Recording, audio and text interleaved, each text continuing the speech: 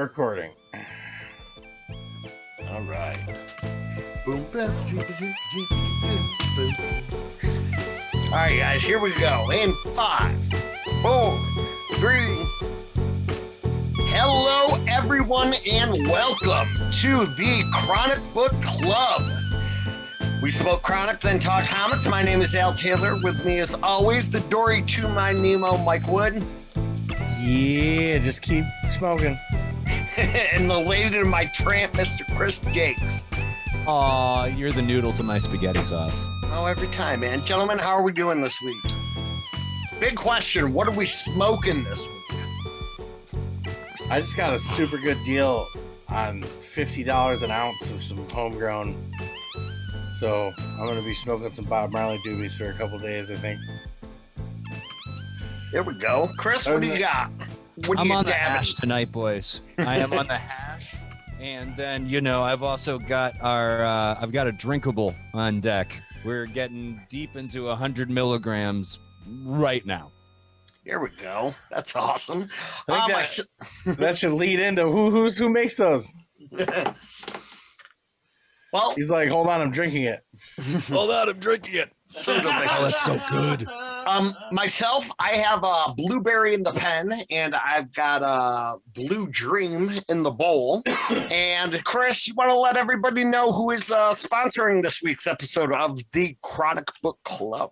Oh boy, do I, Al. I had a very, very busy day today, and I didn't have a single moment to myself. And I'm really thankful for our good friends over at Fore Refinery. Thanks to them, I could get what I needed to get done in the headspace I needed to be in to get it done. And, I got to say, drinkables really are the future. And they've been doing it for Refinery as a family-owned business since 2017 with only the best ingredients. I can pronounce every single ingredient on this except for lecithin, which is a natural ingredient. I just have a hard time saying that word. You nailed it. You just nailed it. Killed it, dude. Killed it. I've been practicing. They've made a brand new flavor just for our show, which I still am so giggly about. It says it right here. A very special limited edition flavor just for the Chronic Book Club. It's Dr. Strange. Cherry, lime, and blueberry. And it's difficult to not just drink the entire thing all at once, which I just did. Let's see how I'm doing in about half an hour. So Fore River Refinery, check them out on Instagram. Ask your local main caregiver about their drinkables and how you can find the same headspace I'm going to be in shortly. I can't Awesome. wait to put my lips on that. Thank you so much, Fore River Refinery. And of course, everything we are reading this week can be found on both Marvel Unlimited. The drink, too, but mostly Chris. With over 25,000 new and classic Marvel titles, escape your reality by entering the Marvel Universe. And of course, Comixology. With publishers such as DC, Image, and Boom. Immerse yourself in over 75,000 titles in the world of comics whenever, wherever. Both are available in the Apple App Store and the Google Play Store. With that being said, don't forget to like, subscribe, and comment with your questions and input below. I just want to take a second and kind of, thank my two comrades here for being so awesome. I was kind of a little under the weather and getting some stuff done, and these two kind of stepped it up and, kicked ass. So, gentlemen, thank you both. I really appreciate it. It was a pleasure. Huge thanks to Force. Force. Yeah. And thank you to Force also, man. Thank you so much. That was such a good time. With that being Dude, said, this weed is so hashy right now. It's like all I smell. I'm already fucking baked. This is gonna be a fucking gas leak show, dude. well, Woody, That's funny because this hash is so weedy. Oh, really? and my wash is so heaty, but but Woody, you want to let everybody know what we have been reading? Yes. So we've been reading the Falcon and Winter Soldier run from 2020. If you're reading along with us, we did numbers 1 through 3 a couple weeks ago. We kind of took a break from that last week, as Al mentioned, but we're back to it this week. We're going to do 4 and 5, and we're going to tell you our thoughts on it. And then next week, we're going to be doing Baron Zemo, Born Better. And then after that, we'll be doing a cap week which we'll be going over some of our favorite Captain America comics. That's a twofer. That'll be a twofer. That's 2 episodes in 1 week because we love you.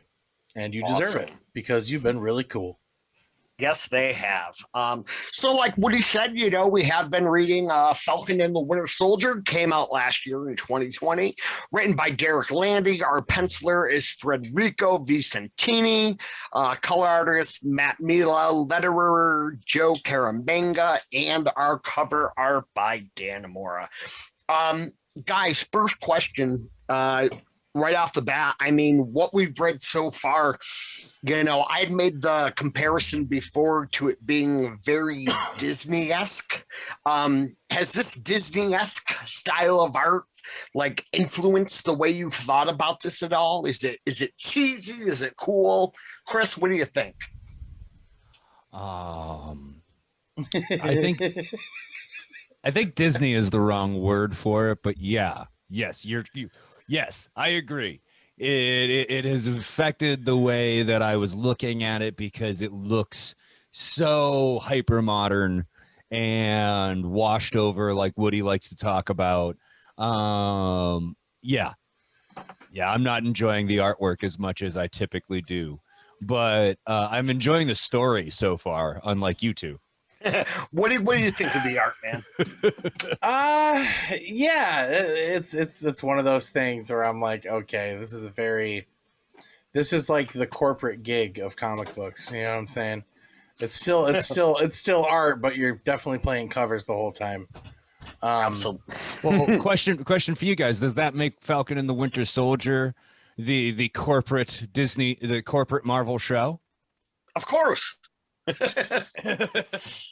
I mean, just think about how much, think about how much money they have to be spending on each episode, not only in paying the actors, but in, special effects and pyrotechnics and, everything like that.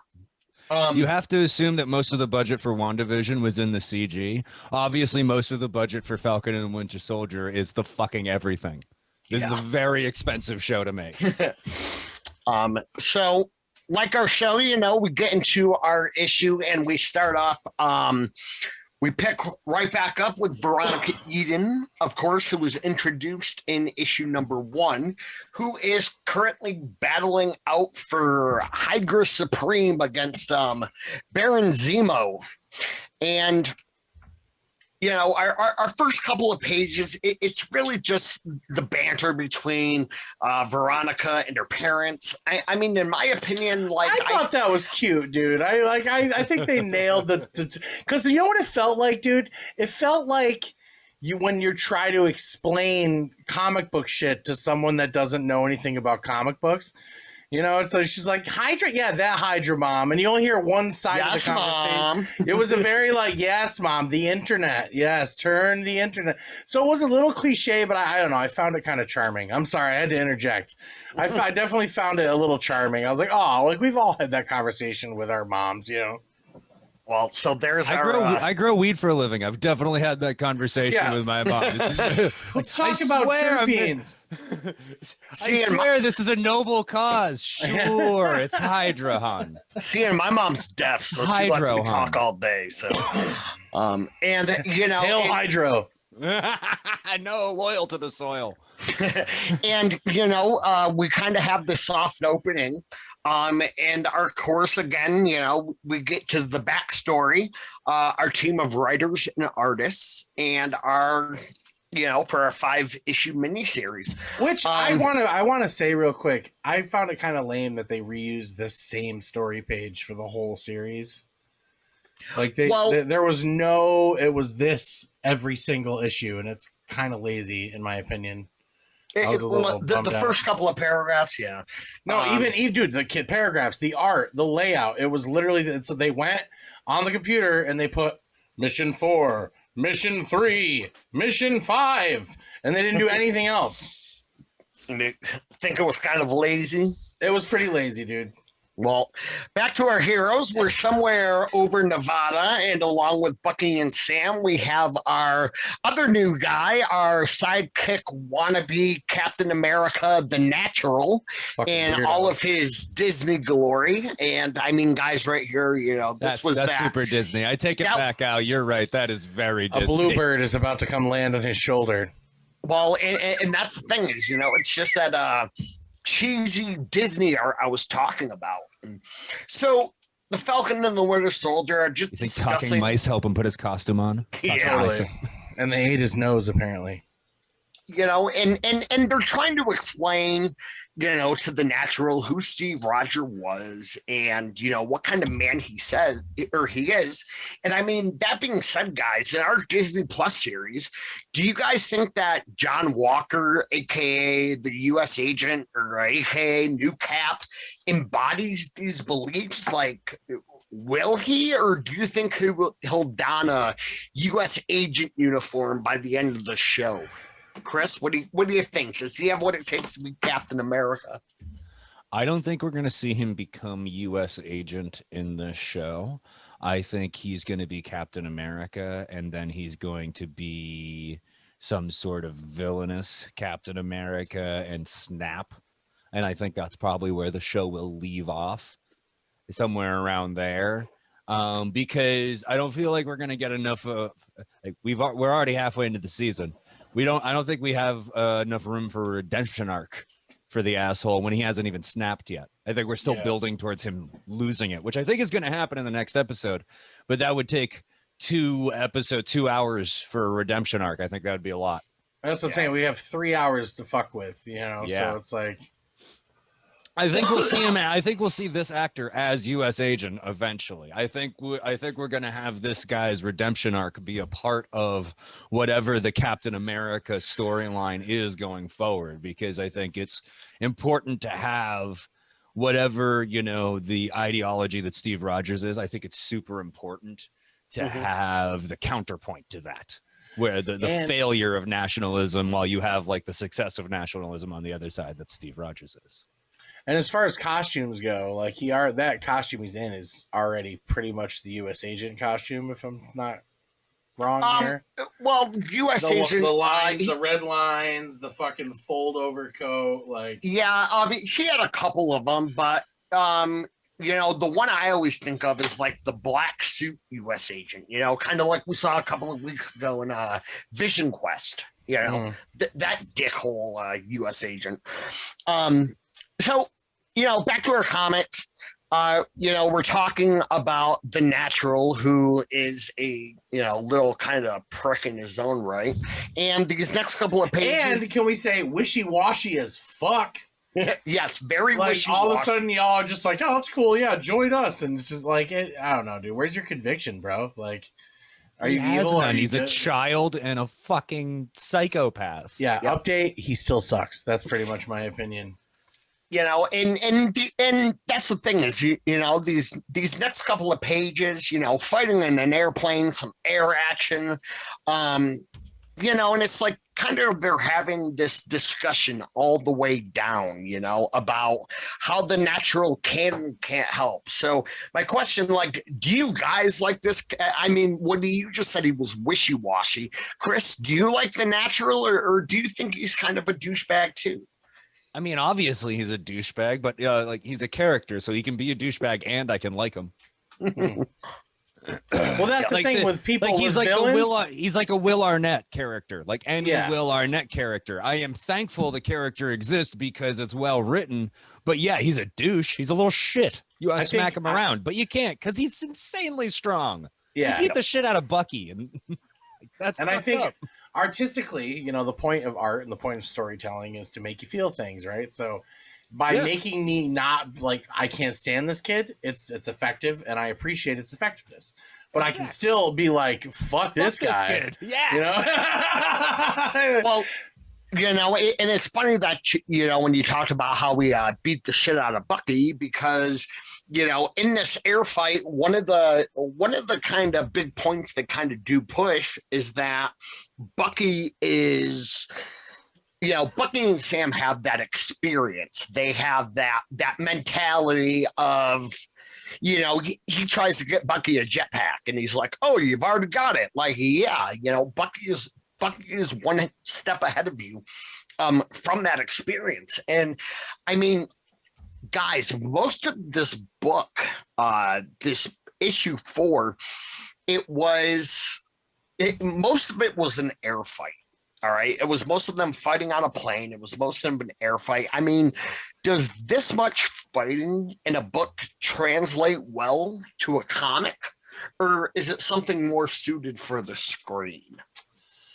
I think they did a good job with dialogue while these fight seasons were going, almost to, like I said before, to the point of cliche. However, like I think they knew exactly what they were doing, and it kind of got stale after a while. Where it's like joke, I'm kicking people's asses, joke. I do want to note that I like the way this comic is kind of like going parallel with the show, as in there's moments in the show that seem like moments. There's moments in the book that seem like moments from the show, but not necessarily the same, right? So in those first issues we read when they were on the train and they were fighting all those dudes, that was kind of replicated in episode 2, right? When they were on top of the buses or the trucks or whatever. So now he has the whole like, you don't have a parachute. And he's like, "We'll just figure that out, won't we, when we jump?" It was kind of like, I like that the issues are kind of like, they definitely knew what each other were doing, which I thought was pretty interesting. I just wanted to point that out. Chris, what do you think? Does it translate? Yeah. So as a manga reader, I think it was perfectly fine. I actually think I agree with Woody. The jokes get stale. And something I like to think about a lot is how just like insanely afraid Marvel Comics in any of their titles are to leave a page with no dialogue, with no text box. Absolutely. They're just terrified of a page of just art. It's so rare that it happens. It happens more often in DC, but not by much. In Image Comics, you'll see it a lot. See Todd McFarlane just leave a whole 2-page spread with just an action scene. So I can see why some people might be like, the action doesn't translate and it's better suited for the screen. I totally get that, especially where we've come to in being able to produce action movies. Action scenes are so fucking cool, James Bond sequences and shit like that. So I do agree that, action can be better suited, but there's also, if the panels are set up in the right order, that they lead you in a natural progression of how the fight turns, your brain starts filling in the gaps. And it's really fun because it's almost like the fight becomes your own personal fight scene. Because what was it, a backflip or a front flip? Did he kick him or did he punch him? Did he stab him? This stuff that happens in between the panels is stuff that your brain gets to fill in. And you don't get to have that kind of fun when it's just decided for you on the screen, even though that is so fucking cool to look at. And I love where we've gotten to in action movies. I think Marvel is kind of like the ultimate in action. They are the top tier action movie maker right now. Absolutely. And we just get to do it with these great characters. Brought to us by... Winter Soldier's just got to be one of the best action movies of all time. Absolutely. And it is made by Disney. And right here, we have a perfect example of this Disney-esque art. I don't know why it's fucking bothering me so much, but I wanted to say, you are hung up on this shit. Hung up. As far as the Winter Soldier, the Falcon and Winter Soldier series going on, I feel like I'm watching just an authentic action film, but it's like a 6-hour action film. You know what I mean? Yep. And I like that, but I definitely need a little more cream filling. So I'm hoping these next 3 episodes will give me that jelly donut vibes, but we'll see. We will see. Well, back in our comic, we are our fight, which actually takes up a good part of the book itself. We are back on the ground. We have a Hydra agent. I don't know if it's Hydra Bob, but one thing I with all the Disney stuff aside, the one thing I kind of did like was the way the Hydra agents were shown, right, and were drawn, and I thought it was funny. He's got a sign, Falcon and the Winter Soldier. I mean, do you think Hydra has like their own printing company? Like, oh shit, they're supposed to land in a field. Hurry, get like welcome shit printed. Ooh, hear me out, Disney. You can take this one. A Hydra Bob series that's like The Office, but Hydra. That would be funny. Oh my god, that would be good. That would absolutely be good. Well, there you go, watch Disney. the There you fuck have it. out of that. No, we just need to write it. There we go. So after that, we have our 2.5 heroes meeting with Veronica Eden at a diner in the middle of nowhere. And then as we start going through, we have, it's the atypical, you have to help one bad guy to take out the other bad guy scenario. What you mentioned it earlier, a lot of the writing to me felt it felt very lazy. Just like when we learn that the Natural, little dipshit, got so bored he like started killing people. Like, we met his parents, we know they're dipshits, so I guess it makes sense. But like I said, it just felt like very, very, very lazy writing. And, we end our issue with Veronica telling them the Natural, all right, guys, don't hold back. Like, Natural, like, kill these guys. And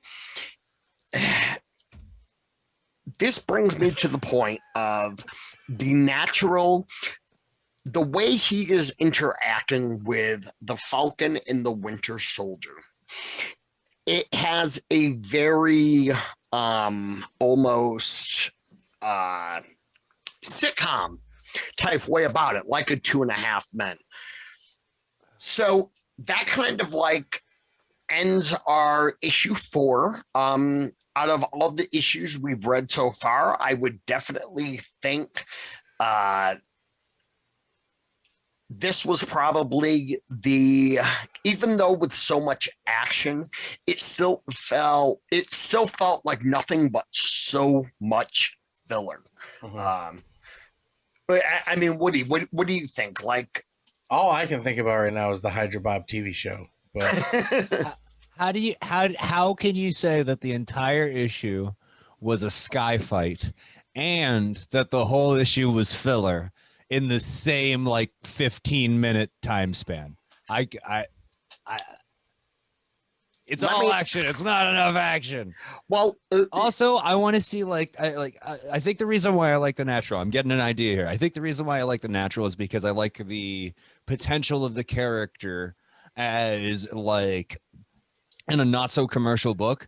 Like, imagine him being a real killer, like a real like scary problem. He could be a real problem for like, let's say he was a issue, let's make him a Moon Knight villain. Okay, then it can get fucking serious, and you can be dealing with a Captain America inspired serial killer. Oh, that's fucking cool. So that's why I like the Natural. Or Taskmaster, since he's really all just about fighting. If you had a Taskmaster battle with the Natural, there you go. Cool. See, there's potential there for this kid as a character. I like. So now, Chris, the thing is, like, I'm not ragging on it or changing my position in like a 15-minute span. What I'm saying is, it's a great comic book. It's action-packed. But if I went from issue 3 to issue 5, I think I still would know where I would be. It's not like I gained all this information by just reading this issue. Woody, what are your thoughts? Teacher. I feel like I know what you're saying, where it's like, I think you wanted more story juice, right? Because right now I feel like you said, it was kind of like, it was satisfying. It's like fucking versus making love, right? Like, we want some love making. Like, we fucked really good this issue. It was good. We're sweaty. There's a lot of fluids going around, but we wanted some slow love making, which hopefully, issue 5 kind of puts it in on it. But don't hold your breath. So, Chris, what do you what do you think of the story so far? Does the story make sense? If they never made an issue 5, would you care? Yeah. Yeah, I would. So you like the story so far? You're invested. I mean, invested is an interesting thing. Okay, these books take up. They're reading a story. Okay? So it's 5 total issues. This didn't take up, the amount of reading and thought process a Bendis run would take up, or something like that. So I'm trying to think of this just as like, what it reminds me of is it reminds me of like 90s X-Men, where there was like some stuff where there was just like, we're going to have a story here. It's not going to be connected to anything else. It's just, here's a story. It happened. Bye. It's like the Christmas episode of a sitcom. Yeah, kind of. I get what you're saying. Yeah. This seems like, what are we talking about? It's not,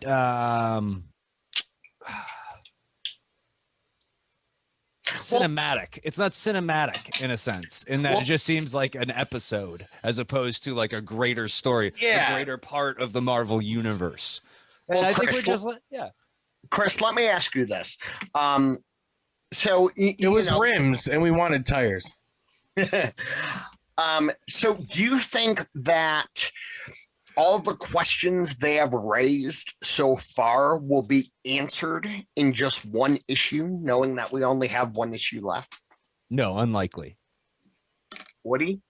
Well, seeing how shallow all these characters are, I think they can accomplish it.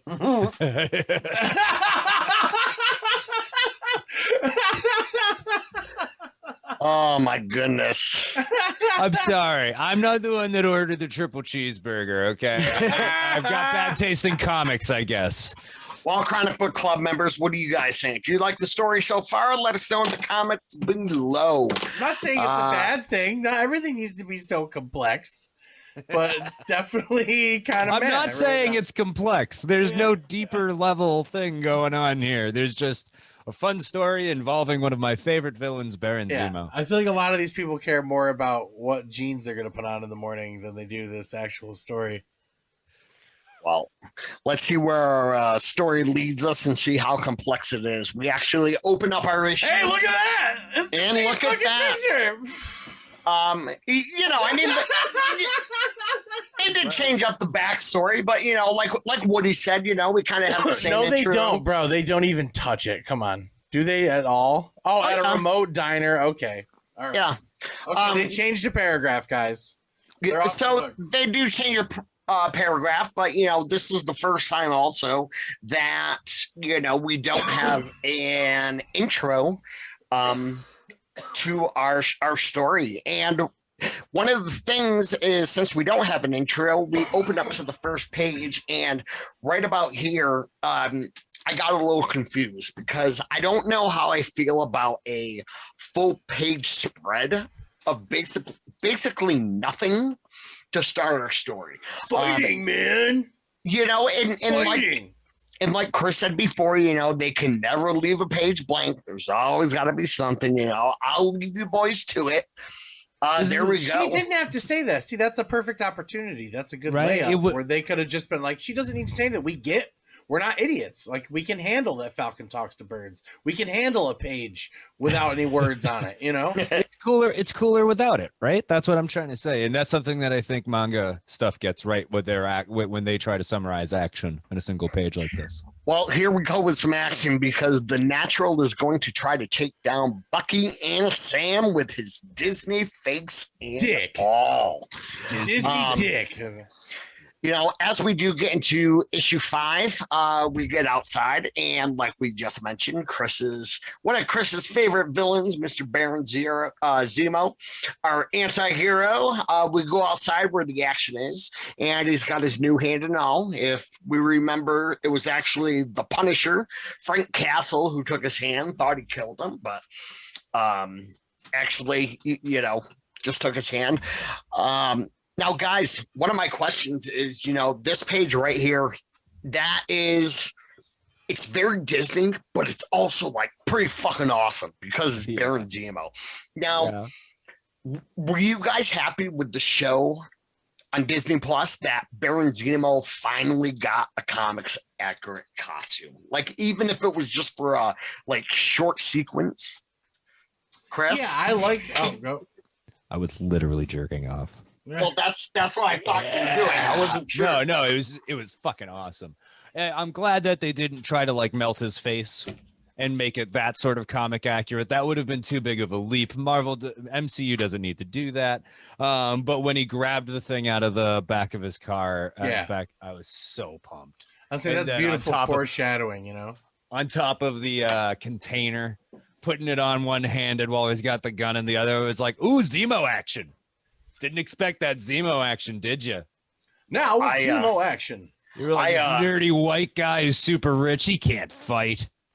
Yeah, and then you see him and he puts on the mask, and I thought it was definitely pretty cool. And back to our battle. All of a sudden we go inside, and our Disney natural is getting his ass kicked with the whole lesson of you can't really win until you lose type dialogue. And then when I flipped the page and we were back outside and I realized I already knew what they were going to do is they were going to do inside, outside, inside clash together. Did you guys, was anybody expecting what came? Like it like I said, I thought the writing was kind of lazy, Yeah. It was dominoes thing. It was very obviously set up. You're like, oh, look at this giant set of dominoes. I see what it spells out. I know what's going to happen when you hit the dominoes. But still, please go ahead and do it because it's very satisfying. Yep. One part of the writing I did like, I am gonna admit was the whole, execute order 66. I thought that was pretty funny. And then, especially with Baron Zemo, not getting it. Now, what do you guys think? Is this like a fourth wall break, or do they have Star Wars in the Marvel universe? I mean, I'm really not sure how that all connects to these guys. Maybe somebody listening does. Let us know in the comments below. Woody, Chris, do you guys know? What do you think? Fourth wall break or?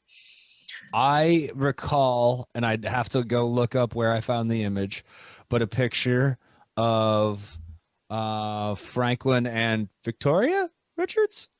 Yeah. Yeah, Victoria Richards, and they're sitting around, and one of them is reading a Star Wars comic book. So I'm pretty sure that Star Wars is canon in the Marvel universe as a piece of entertainment. Yeah, that would make sense. I could see it being canon. I'd have to go look that up. I'm going to look that up. I'm going to spend all night trying to find that fucking picture. So back inside, like I said, this issue's been a lot of going back and forth in the natural. I just want to say, I think that was just trying to stick a finger up our butt, kind of like. Hey, dorky guys. Oh, it's like that's when you're. That's what I'm saying. This thing tried so hard to be my friend, and I was just like, I don't want to be seen with you. Well, nobody wants to be the Natural's friend either, because right now he is getting his ass rocked. And I personally couldn't be happier. But back outside, Veronica and Baron Zemo. Veronica, she seems to get the upper hand. And the next couple of panels are Veronica and Baron Zemo going back and forth until finally Baron Zemo does get the upper hand. Like we said, when almost predictability steps in and both worlds, like Chris said, the dominoes fall. And so after realizing that the Hydra goons are going to kill whoever the loser is, our heroes and villains team up to take out all the Hydra Bob lookalikes. That was pretty cool. If they do that in the Bob Office show, there we go. We're writing that show, and we're going to make it ourselves. We're going to make a pilot. We will write a pilot and make it, and then be like, buy this. Deal. I'm so down. So a few moments later, obviously they all won. They're trying to figure out who to take down next. We get a couple of frames and panels going back and forth, banter. and they realize that the natural is the threat and they should probably take him out. And so, they finally give the natural the ass whooping, take him down. He begs him to stop. He doesn't. So, like I said, they attack him. I thought this scene, when they do go after the natural, again, like Chris said, they have to put a word in there somehow. They just can't leave the. So they whoop the natural's ass, and I actually agree with Veronica because they don't know who to fight, and they said, so now what, do we just keep fighting? And I agree with her on this one. Like, is this seriously the way it's going to go? Yeah, so dude, this is all so it's just it was like the Three Stooges. It's like they're gonna hit each other. I mean, I'll watch it because I'm high. So this but Disney Buck, like always, has the idea of if we take them both out, Hydra is defenseless, no leadership. Of course, our hero vigilante, if we just kill them all dead, we won't have to worry about them anymore, which Sam actually says. Sound logic. It is sound logic. Yeah. Do we really have to have this whole we're better speech? And again, it just felt like, very predictable, we are the heroes type ending. They did that. They've done that a lot. Like this whole comic, I feel like. I think that they definitely knew what they were doing with cliches. Like when you were with Veronica in the diner, right? And she's like, "Oh, so you guys did the whole, go for the bad guy, lesser of two evils thing." Like we were talking about in our review. It's like they kind of knew that they were going to be going towards these cliches, and making a joke about it doesn't make them not cliches anymore. Like it makes it self-aware though, which it makes it self-aware, but it doesn't make it any less the fact that you didn't want to come up with a good story. You know what I mean? Like, I don't know. I don't hate it. I don't hate this, but I also, if I needed cat litter, I'd probably shred this up. Well, when we talk about stories, we got Veronica, and of course she's going I've got a speech too. I'm going to kill you. When all of a sudden, bam! This girl from Sally. Sam's meeting, Sally. who he was looking for, Mackenzie. Sally. Sally Yeah. Mackenzie. Anybody at all? Anybody seen Sally? I thought that was hilarious in that second issue. That was good. And so we finally have, here she is, like, and like what he said, that was the second issue, so do people really remember that storyline? Is this fulfilling? For me personally, whatever. It's cute. I get it. Like Woody said, it's cute. I get it. And atypically, in all our confusion, what happens is badass Baron Zemo puts on a fucking jetpack and escapes. Fucking chunky Baron Zemo. Like while they're bantering, and it's like it just felt very, very atypical. First you bulk, then you pump. It just again, to me personally, it just felt like lazy writing. So the only part of it that I really felt was lazy. I'll be honest, there is something that's super lazy about this story to me. But the only part that was really lazy to me is that we've done this thing with Bucky. Whether is Bucky a killer or not, we've been doing that since the Winter Soldier came out, and it's tired. That's the most tired thing about it. We have not advanced Bucky's character, and this does not advance Bucky's character. And it feels like they're trying to write Bucky back into the same old corner of PTSD guy that questions whether he's a good human or not. He's a good dude. He's definitely made up for all of his mistakes. He's saved a lot of lives, including like the whole fucking planet a few times. Dude's awesome. He doesn't need to keep thinking so bad about himself. Move on. But he is full of self-hatred. And I think that's what they try to show here, when we got Disney Buck with one of the Aristocats. That's exactly what I thought it was. Fuck, you're right. Everybody wants to be a cat. You're right. Yeah, and he gets the help that others need, and everyone's happy. But so my questions are now though is what happened to Zemo? Where's the Natural? Where's Veronica? We have to continue reading Captain America number 25 to find out. So like Chris said, it's definitely going to be continued. So that is our Falcon and the Winter Soldier wrap up. Fuck, dude. 5-issue miniseries. Like we said, question time, guys. Everyone gather around, grab a rug. Grab a rug. It is time for questions. In the grand scheme of things where Marvel is now in 2020, is this a really important story, or is this just something to help people who want to watch the show get into comic books? Chris, what do you think? The latter. I mean, it does seem like it's a prequel to what is to come. Looks like Baron Zemo might be a Captain America villain once again. Always love when Zemo starts fucking up with anything to do with the Shield. So, yeah. Well, this didn't need to happen. They could probably just enter in on Baron Zemo fucking with Steve Rogers and go from there. Woody, I know me and you kind of ripped apart this storyline a little bit, but in the end, was it cheesy? Like, it was pretty fucking cheesy, wasn't it? Just gotta ask, are you bored? Do you enjoy sitting around wasting a couple hours of your life? I got the comic for you. Oh my god. No, it's not that bad. It was entertaining. Again, I just felt like I was watching an action film. It didn't like super engage me. I could have taken it or leaving it.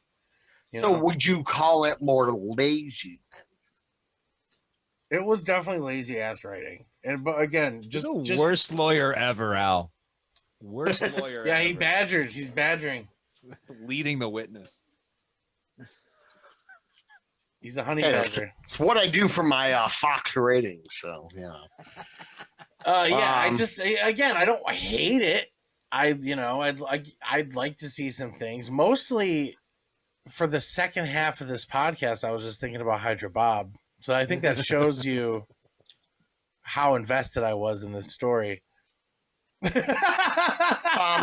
Now, Woody, though, did you have in the whole 5-part series, though? Let me ask you, who is your favorite character? I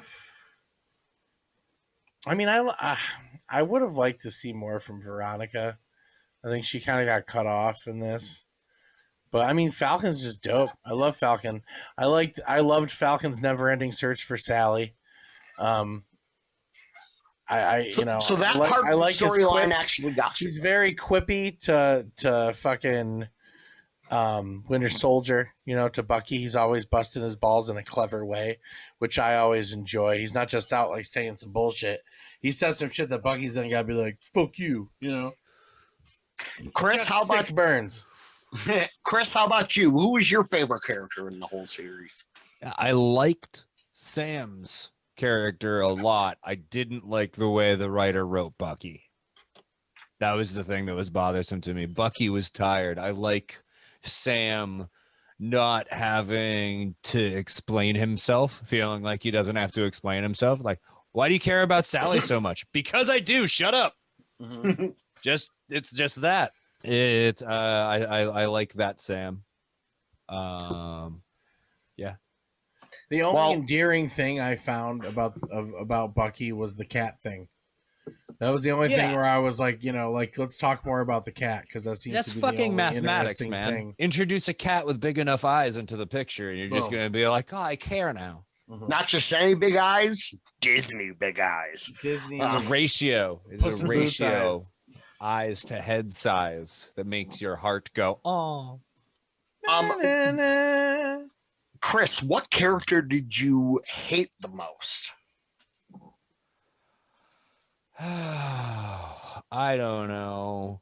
Well, this is kind of a show where we talk about that stuff.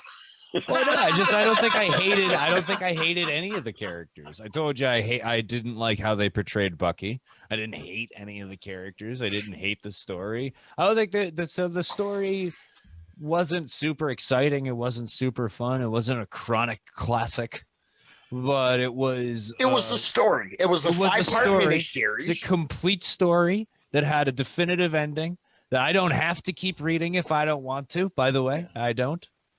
And that's that, I just thought it was kind of meh, you take it or leave it, kind of, Nah. I thought it was on the better side of meh. Mm-hmm. If it's like a was a man plus. It was a man plus. Man plus. But yeah, no, I really hated how they portrayed Bucky. That shit is tired. I'd really love to see a writer. I don't know who. I have a dream list. Probably Jason Aaron. But I'd love to see anyone take Bucky's character for a ride and give him some real new things to deal with and some fucking growth. So does I thought was so cool about the TV show, though, is now you're able to look deeper in. Like, I felt for him so much in the TV show with that girl, the waitress, and he's trying so hard to relate to someone his age. But he's 100 years old. Like, what's he going to be like? So talk about fucking jazz records? Like, what is he going to talk about? I'll tell you what. So I know you guys had your discussion the other day, and I'll just my 2 cents quick. I don't know if this is where it's going to go, but this is where I would like it to go. By the end of Falcon and the Winter Soldier, I would like to see Sam Wilson as Captain America, and I think Bucky right now, and with proof at the end of this last episode where he got the Wakandan tracer and then he met at the end, I think Bucky is already the White Wolf. At the end of Black Panther, King T'Challa goes down and says to Bucky, the White Wolf has slept long enough, eat Bombay, fucking. And so I think right now that Bucky, in the end, no matter what, works for Wakanda, period. Yeah. I think the opposite. And that's why Io showed up. I think he's going to have to throw down and get his ass kicked by Io. I think he's going to be like, no, we need him. I'll deliver him after. And they're going to be like, no negotiations. And he's going to be like, no, we need him. And they're going to be like, no, Wakanda doesn't negotiate. Give us Zemo. Well, guys, so, I mean, there you have it. There's our thoughts, opinions, and take on this 5-issue miniseries by writer Derek Landy. And so, I mean, what do you guys think? Are we stupid? Are we high? Are we stupid high? Be sure to let us know in the comments. I smoked 3 doobies in an hour, so I would go with the latter. I'm super high from this Doctor Strange from Fore River Refinery. This thing is fucking powerful. And this is one of the small ones. They got big ones, too. Woody, do you want to let everybody know what we're going to be reading this week for next week? Zemo, Born Better. Yeah, it's going to be fucking sick, dude. Yep, and that's right. And then it's motherfucking Cap Week. And then we're going to get into May, but don't worry, there will be more May stuff. We're going to have our Patreon up. Please join us soon. We're kind of just trying to build some followers before we start throwing Patreons all over the place. So tell everybody, share this, please. If you like comics, if you like weed and comics, please just subscribe, first of all. If you like this, that's a big thing. And then just share it, let your friends know, because eventually we're going to try to grow this thing and do all these different events, but we can't do that without you guys. So just like, subscribe, share, tell everyone you know about it. Tell your dog, tell your goldfish. Just have them make a goldfish profile and then like and subscribe. Make one for all your pets and then like and subscribe. Thank you. All right, guys. That being said, again, like what he just said, remember to comment, like, subscribe. A big thank you today to Fore Refinery for sponsoring today's episode. Of course, everything we are reading can be found on both Marvel Unlimited and Comixology. Chris has got it right there. Doctor Strange, they made their own drink specially for the Chronic Book Club. So We got our own flavor, y'all. oh, I cannot wait. Tasted it, I know. I'm like, where is the tube technology so that Chris can just tube that shit to us? I cannot wait. So I thought all right. with COVID, I was like, dude, the tubes are coming. The tubes will be here. And they still didn't put the tubes in. I'm like, this is why we can't have nice things. All right, guys. Well, until next time, we're going to smoke some comics, read some chronics. And for the Chronic Book Club, Mr. Mike Wood. Oh, I'm so high, guys. I love you all. See you next week. Chris Yates. Oh, also very, very high. I'm going to have ice cream cone. I'm a good boy. See you next week. And I am your Peanut host. butter pie. And I am your host, Al Taylor, who is higher than giraffe balls. And until then, guys, keep twisting papers and keep flipping pages.